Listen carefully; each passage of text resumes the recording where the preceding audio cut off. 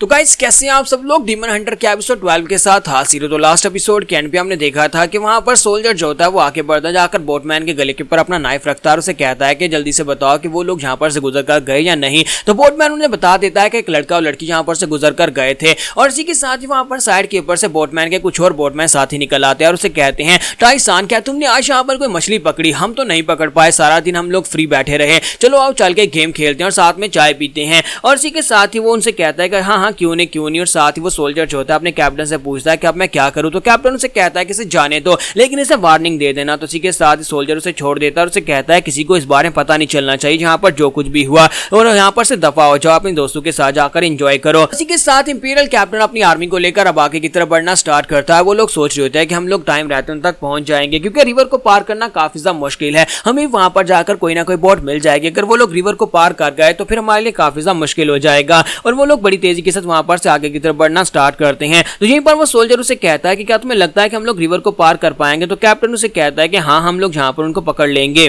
तो सोल्जर उसे कहता है लेकिन जहां पर इस रिवर के आसपास तो काफी सारे गवाह बन जाएंगे, यानी कि काफी सारे लोग हो सकते हैं, फिर उन सभी का क्या करेंगे? तो कैप्टन कहता है कि हमें कोई भी गवाह पीछे नहीं छोड़ना, बस उस लड़की को लेना और बाकी सभी लोगों को मार डालना है। और इसी के साथ ही हमारा नेक्स्ट सीन जो होता है वहीं पर दिखाया जाता है जहां पर कॉन्ग जो होता है पानी के अंदर उतर जाता है। वो पानी के अंदर उतरता है और हमारा हान उसके ऊपर बैठा होता है और उसे कहता है कि अपनी बकवास बंद करो, चुपचाप आगे की तरफ बढ़ना स्टार्ट करो। तो कॉन्ग जो होता है वो पानी में उतरना नहीं चाहता था और इसी के साथ ही वो उसे कहता है कि तुम यहाँ पर अपने साथ साथ मुझे मरवाओगे, मैंने कहा ना कि गोस्ट रोमी बहुत ज्यादा पावरफुल है। तुम्हारा हान उसे कहता है कि बकवास बंद करो, मुझे उसके करीब लेकर जाओ, जितना करीब लेकर जा सकते हो। मैं देखना चाहता हूँ कि क्या वाकई में वो एक डीमन है और वो कहाँ का डीमन है, क्या वो यहाँ का रहने वाला है या फिर फॉरेन से किसी ने उसे यहाँ पर इस पानी के अंदर छोड़ा है। अब जहाँ पर रिलैक्स हो जाओ मेरे होते हुए, तुम यहाँ पर मरोगे नहीं। तो इसी के साथ ही वो फ्रोस्ट को वहीं पर शोर के ऊपर ही छोड़ कर रहा होता है। तो वहां पर से चिल्लाकर उसे कह रही होती है कि मिस्टर हान मुझे भी इसके ऊपर राइड करनी है, चलो जल्दी से वापस आ जाओ, फिर मुझे भी इसके ऊपर राइड करनी है, प्लीज मुझे भी अपने साथ ले चलो। तुम्हारा हान उसे कहता है कि वहीं पर रुको जहां पर बहुत ज्यादा खतरा है और वहां पर रहकर मेरी उस तलवार की शीट की हिफाजत करना, कोई भी यहाँ पर मेरी शीट को उठाकर लेकर जा सकता है। तो वो उसे कहते हैं कि मैं यहाँ पर क्यों रुकूं, और साथ ही वो उसकी शीट को हाथ मारकर गिरा देती है और साथ उसे गालियां दे रही होती है।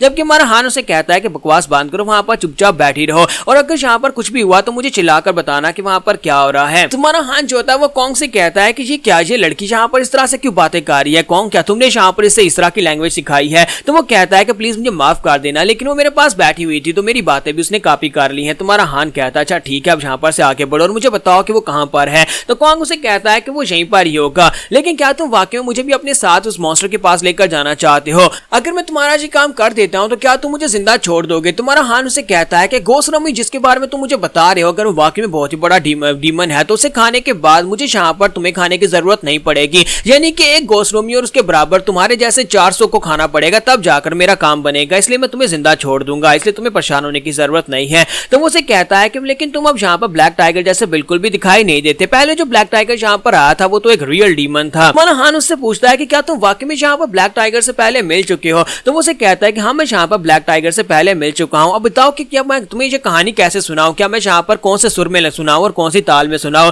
तुम्हारा हान उसे कहता है कि मैं तुम्हारी कहानी बाद में सुनूंगा, पहले यहाँ पर सामने की तरफ देखो, मुझे लगता है गोस्ट रोमी आ रहा है। और इसी के साथ ही गोस्ट रोमी जो होता है उनके काफी ज्यादा करीब पहुंच जाता है, यानी कि बड़ा सा मगरमच्छ जो होता है उनके करीब पहुंच जाता है। तुम्हारा हान उसे कहता है कि मुझे इसके और ज्यादा करीब लेकर जाओ, फिर देखते हैं कि क्या हम इससे बात कर पाते हैं या नहीं, मुझे इससे बात करने दो और इससे पूछते हैं कि यहाँ पर कहाँ से आया है। तुम्हारा हान उसके सामने जाने के बाद उसे कहता है कि तुम कौन हो, यहाँ पर इस पानी के अंदर क्या कर रहे हो, क्योंकि तुम डोंग हाई के नहीं लगते, मुझे बताओ कि क्या किस पानी के अंदर तुम्हें किसी ने छोड़ा है। तो इसी के साथ ही हमारा कॉन्ग उसे कहता है कि मैं भी पहले से कई बार बात करने की कोशिश कर चुका हूं, हमारे यहाँ पर डीमंस जो है वो बात का जवाब देते हैं, लेकिन जी जहाँ पर मैं चाहे इसे कितनी बार बात क्यों ना कर लूं लेकिन आगे से कोई भी जवाब नहीं देता, ऐसे लगता है कि मेरी बात को समझ ही नहीं पा रहा। या फिर कहीं ऐसा तो नहीं है कि ये एक डीमन है ही नहीं, ये एक मॉन्स्टर है, यानी कि ये एक बड़ा सा बीस्ट। तुम्हारा हान उसे कहता है कि नहीं ऐसा नहीं है, मुझे लगता है कि ये है तो एक डीमन ही, लेकिन ये हमारी लैंग्वेज को समझ नहीं पा रहा, मुझे लगता है कि ये किसी दूसरे कंट्री से यहाँ पर लाया गया है, इसी वजह से मेरी लैंग्वेज को समझ नहीं पा रहा, क्योंकि मेरी तलवार के अंदर से जो ब्लैक एनर्जी निकल रही है वो इस बात को दर्शाती है कि ये एक डीमन है,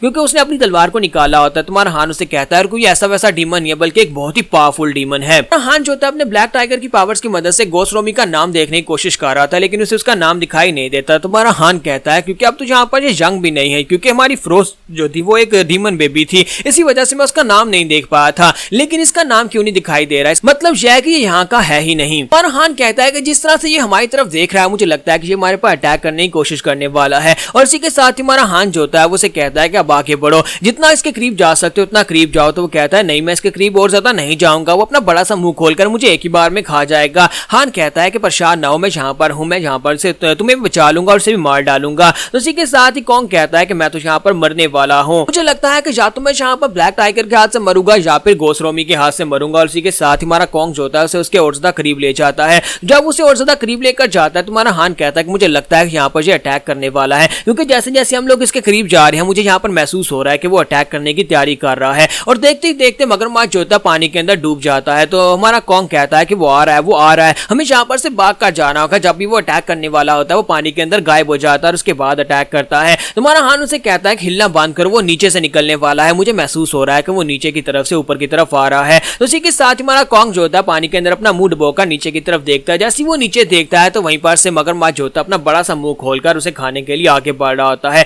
और जैसे वो अपना मुंह खोलता है तो पानी के प्रेशर की वजह से हमारा कॉन्ग जो होता है बड़ी तेजी के साथ नीचे से स्लिप हो जाता है। कॉन्ग के स्लिप होने के साथ ही हमारा हान जो होता है वो भी पानी के अंदर गिर जाता है, लेकिन उससे पहले ऊपर की तरफ जंप लगाता है, क्योंकि मगरमच्छ जो होता है पानी के अंदर से बाहर की तरफ एक बहुत ही हैवी जंप लगाता है। तो जब वो पानी के अंदर से बाहर निकलता है तुम्हारा हान कहता है कि चलो देखते हैं कि तुम्हारी स्किन कितनी ज्यादा टफ है। और इसी के साथ ही हमारा हान जंप करते हुए सीधा उसके स्पाइस के ऊपर जाकर अटैक करता है और उसकी स्किन को काटने की कोशिश करता है। तो घोस्ट रोमी जो होता है उसकी तलवार के साथ हिट होने के बाद वहीं पर पानी के अंदर गिर जाता है और हमारा हान भी वहीं पर पानी के अंदर गिर जाता है। तुम्हारा हान कहता है कि मैंने यहाँ पर अपनी अपर बॉडी की सारी स्ट्रेंथ को लगा दिया, अपनी तलवार के साथ उसके ऊपर अटैक किया, लेकिन मैं उसके स्पाइस यानी उसकी स्किन के ऊपर एक छोटा सा स्क्रैच भी नहीं डाल पाया। इसका मतलब यह है कि इसकी स्किन बहुत ज्यादा हार्ड है। लेकिन कॉन्ग टेरापिन के मेरे पांव के नीचे से स्लिप हो जाने की वजह से मैं उसके ऊपर ठीक तरह से अटैक नहीं कर पाया। मैं यहाँ पर कॉन्ग टेरापिन को भी इसका ब्लेम नहीं दे सकता, क्योंकि उसका साइज काफी छोटा है और वो दानव जो था यानी कि घोस्ट रोमी काफी ज्यादा बड़ा साइज में, इसी वजह से पानी के बहाव की वजह से वो नीचे से स्लिप हो गया। फिर साथ ही हमारा हान पानी के अंदर से बाहर निकलता और कहता है कि वो टेरापिन कहां पर चला गया। अब ऐसा तो नहीं है कि कॉन्ग टेरापिन भागकर बाहर चला गया होगा।